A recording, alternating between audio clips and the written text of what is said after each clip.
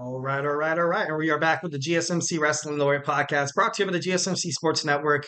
I'm your host, Eric Rodriguez, here every Monday through Friday, 11 p.m. Eastern Time, 8 p.m. Pacific, talking about all things professional wrestling, all the action inside and outside the ring, potential storylines, injury updates, superstar rumors, you name it. We covered all in this show. Just kind of reflecting what we talked about right quick. We had our WWE SmackDown review, and now we're going to talk about Monday Night Raw, what's going to happen tonight. So we are live in Green Bay, Wisconsin, the home of Jordan Love and the Green Bay Packers. Who knows that they're going to be really, good this season. Should be interesting to see. Honestly, I think they're going to be fine. I think they're going to be fine under Jordan Love. Obviously, once when Aaron Rodgers left the Green Bay Packers, it was a little troublesome. So now, it'd be kind of cool to see some Green Bay Packers at the show tonight. Usually in terms of professional wrestling, you see a lot of football stars like Travis Kelsey. Also, you saw Patty Mahomes on Monday Night Raw about a couple months ago, who quote unquote helped out Logan Paul, which wasn't good for his publicity because he was helping out the heel and stuff like that. But it was all in fun. It was all in fun. And then it'd be kind of interesting to see. Then you saw Arrington and also Brunson, the NBA stars, and then of course you have the biggest WWE fan in the world, George Kittle. Actually, just got done watching that wide receiver documentary on Netflix, and it was great. I got to be honest, it got me really pumped up for the NFL season. Kind of like what quarterback did, kind of brings you in the world of what it takes to be a wide receiver in the NFL. So, kind of showed their journey once when the 49ers lost and at the end of the promo, and I'm not trying to, cut any spoilers or anything, but it was just sad, watching just like everything they go throughout the season, just seeing it all kind of crumble at the end, thanks to Patrick Mahomes and, a fumble by, what's his name? McCaffrey at the beginning of the game that changed. Oh God, it was crazy. It was crazy. All right, moving on to Monday Night Raw today. CM Punk returns. CM Punk returns tonight at Monday Night Raw in Green Bay, Wisconsin. Obviously, going to be really, really infuriated by Drew McIntyre not swallowing his pride and saying sorry to the two officiates that he disrespected. Not Nick Aldis. Adam Pearce wanted an apology for his unprofessional conduct. Obviously, didn't get that. So now his SummerSlam match is in jeopardy against Drew McIntyre. So, that pretty sure something's going to be, told from that tonight as well. Also, Xavier Woods needs some help. He needs some help against the Final Testament. All of his allies are gone. Biggie, obviously, had neck fusion surgery. Said he's actually feeling really, really damn good. Not really trying to put a time or stamp a date on his return, but I think it's going to happen. I think it's going to happen sooner or later.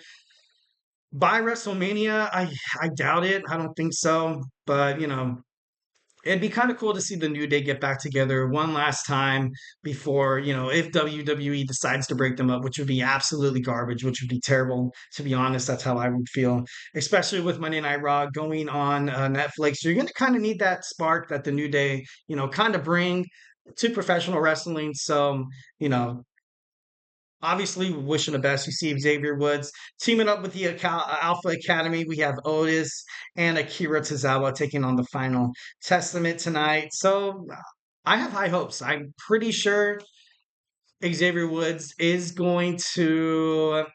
Oh man, Akram Razar, man, Karrion Cross. Karrion Cross looks like he's in the best shape of his life, to be honest. Whenever I see him on TV, seems like he's just getting cutter and cutter. I used to relate to him and be like, dude, this guy has a dad bod, man. Represent. But like now he's getting, I'm like, oh crap. Like you just like everybody else. I'm just kidding. No, no, but like, it's I think this has to come to an end. I don't know if they had something planned before Kofi getting injured. But they approached Xavier Woods a couple of times, wanting him to come to the dark side and be his own person, saying that Kofi Kingston ultimately slows him down. Kind of nothing being blossomed here. My, what I would do if I was like a WWE creative officer is I would just have Xavier Woods and Alpha Academy win this match. Bam, it's over. The Final Testament go approach somebody else. Maybe like maybe like a Chad Gable or something like that. Although you do have the Wyatt Six on them, I don't know how long this feud's going to last as well. So it would be kind of interesting and kind of a bold statement for WWE creative to be like, yeah, let's create this badass tandem, this badass faction, this scary, horrific human beings, following Bo Dallas, Uncle Howdy. And the first person we have him feud with is Chad Gable. So that would be kind of ballsy to do. I'm not saying it wouldn't work, but I would have expected, because when the Wyatt family first came onto the scene, automatically went to John Cena and attacked and stuff like that. So, definitely maybe something that could be in the works, but obviously not right now. So, yeah. All right, so next we have Lyra Valkyria taking on Sonya Deville. Sonya Deville returned last Monday Night Raw and won her first match back as a superstar and stuff like that, which was kind of cool to be honest. I like seeing Sonya out there. Her new faction that she has with Shayna Baszler, Zoe Stark, and herself. I feel like all three of these women obviously need to propel their careers in an upward spiral. Lately, with that in the past couple of years, they just been kind of floaters within W. I know Sonya Deville did get injured, but Shayna Baszler, her career has never really made it up to potential. Zoe Stark, ever since coming from WWE NXT, never really made it up to the potential. They attached her with Trish Stratus just to kind of be a menace to Becky Lynch. And nothing actually ever came out of that. They did fight because Zoe Stark felt like she was being disrespected and attacked Trish Stratus, but would like to see more for Zoe Stark. She has a lot of a lot of talent within herself, a lot of potential. So they're going after the women's world tag team. I don't know when it's going to happen. I don't know, exactly, because right now you kind of have Damage Control and this new faction on the same brand. So kind of crazy, but hey, who knows? Something will happen where Damage Control needs to defeat them, or maybe they become the good guys. Like who knows? So obviously, Sonya Deville needs to get this win against the always very enthusiastic, charismatic, and her herself has been on a pretty hot streak, Lyra Valkyria. So this is not going to be, just an easy 1, 2, 3 for Sonya Deville, but it should be interesting.